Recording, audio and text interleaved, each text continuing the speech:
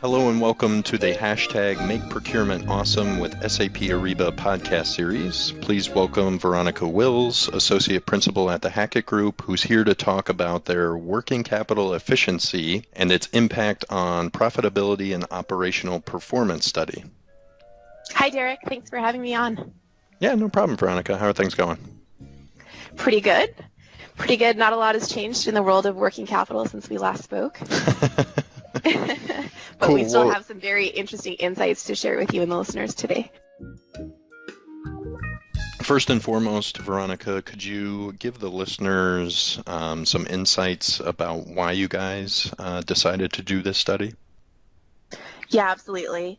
So the genesis of the study was twofold. First, coming out of several major successful working capital optimization programs for some of our publicly traded clients, we were able to see that there was measurable impact to, besides obviously free cash flow, indicators like EVA, which is economic value added, basically a measure of performance based on deducting cost of capital from operating profit, but also stock price and thus market cap. So we wanted to conduct this study to basically quantify what that impact was. And then the second driver of the paper was basically to form a counter argument for those organizations that we've spoken to over the last few years, the last couple years in particular, while interest rates have been low and stable, that would make statements to us such as, we have too much cash, working capital is just not our focus, cash is free. To me, that's a pretty irresponsible and short-sighted point of view. Yeah. We do advocate with all of our clients that they should be constantly seeking to enhance their operating efficiency, their cash management, and their liquidity so they have the flexibility to lower any reliance on external financing when it becomes costly to do so, which is, inevitable in the next coming years. So in the face of excess cash at minimum, they should be looking to return value to shareholders, either in a simple form such as higher dividend payouts, or through making more strategic growth investments. So taking on more risk, but with higher potential, and then continuing to replenish their cash as they do so. So the hypothesis of the paper, which we were able to prove, was that working capital has a measurable and significant impact on so much more than just cash flow. So kind of to demonstrate the additional value that we had perceived in our project, and then secondly, for those organizations out there that link working capital only to or directly to cash flow, to give them the added insight that by pursuing efficiency in the way that they manage working capital, they stand to gain so much more beyond just cash. Okay, and just to get off topic and come back to something interesting that you said, do you see a lot of apathy when you're talking to C-level executives at some of these large public companies? I wouldn't call it so much apathy as comfort. And I would say that companies that survived the recession and came out of it with unarguably better practices and control over their financial situations now feel, because as you'd mentioned, cash right now is almost free, and if you take into account inflation, and for a company that has a good credit rating, it effectively is, in that sort of environment, executives feel comfortable diverting their focus away from that and focusing on things such as revenue growth or profitability and margin enhancement. Okay, makes sense. But how quickly, everyone forgets, because we were in a crisis situation, not that long ago, and as I said, a lot of companies came out of that better for it. But yeah, I do feel that it's not necessarily as high on the agenda for all organizations as it should be. And that isn't to say that every company feels that way. I mean, there are those top performers that constantly keep working capital on the horizon and within the purview of their executives. But there's other organizations that tend to kind of fluctuate their areas of focus just based on what's happening in the macroeconomic environment. Gotcha. Okay, great. Fantastic insights there. So coming back to the study, what are some of the key highlights, main messages coming out of that? So the headline of the study, just to summarize, is for and this is based on a statistical analysis, but for an organization that reduces their cash conversion cycle by 7 days, this can add up to an additional percent in sustainable EBITDA margin. So for companies with an EBITDA margin in the single digits, such as 3, 4, 5%, this is an additional percent on top of that. So it takes a company with an EBITDA margin of 5% to 6%, which is effectively a 20% improvement in profitability. Wow. Yeah, and important to note again is, as I said, sustainable, right? So it's something that can be maintained year over year, and it's not necessarily a one-time influence. Okay.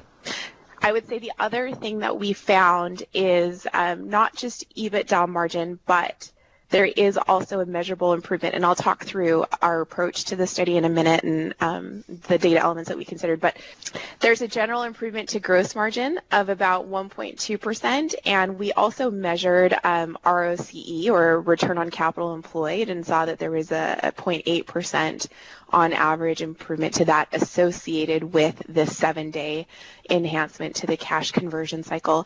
And then finally, we did look at EVA for a sample set of clients that we had worked with directly, and we found that with an average net working capital improvement of about 29%, the resulting EVA impact was 226%, which is huge. Wow. Working capital obviously being one of the components within the calculation of EVA, so that relationship is pretty obvious. But secondly, market cap improvement of up to 64%. Wow. Those are some fantastic numbers. So yeah, could you walk the listeners through the methodology behind the study and how you came up with the statistical analysis?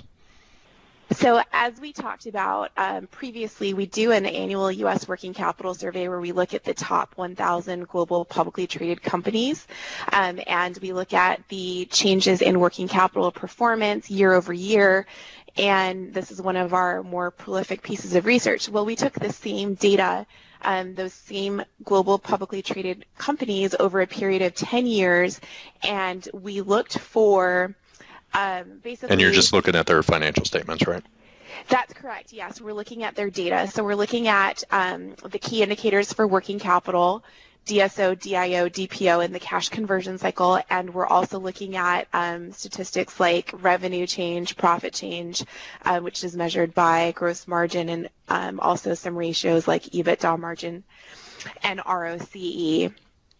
Okay. So we took all of that data and we tried to determine if there was a correlation for organizations that had a measurable enhancement to working capital or an improvement to working capital within that period of time, if we could likewise see an improvement to profitability. Right. And that relationship was clear in the analysis.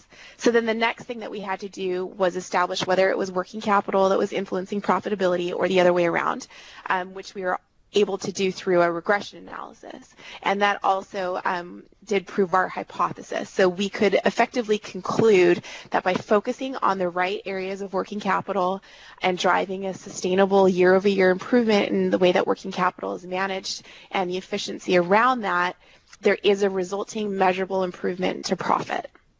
Okay. Really powerful stuff there. I'm sure our listeners will appreciate all that information. Is there anything else that you want to stress in this conversation today?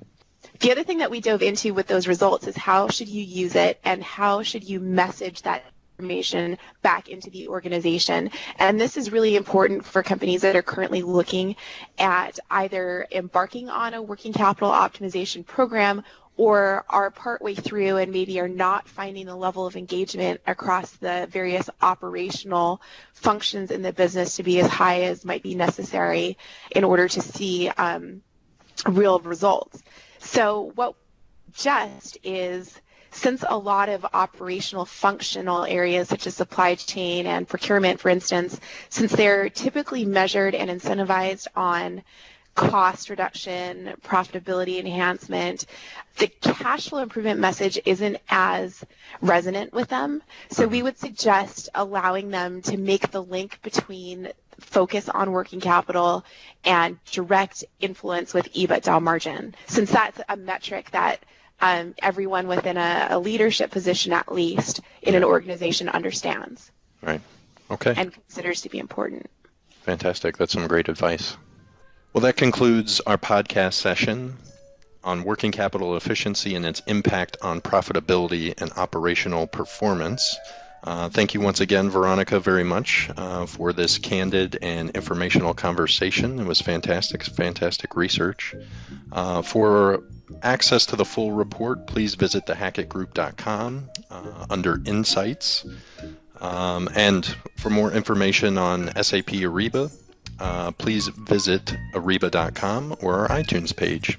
Thank you again, Veronica, for your participation. Thanks, Derek. Talk to you again soon.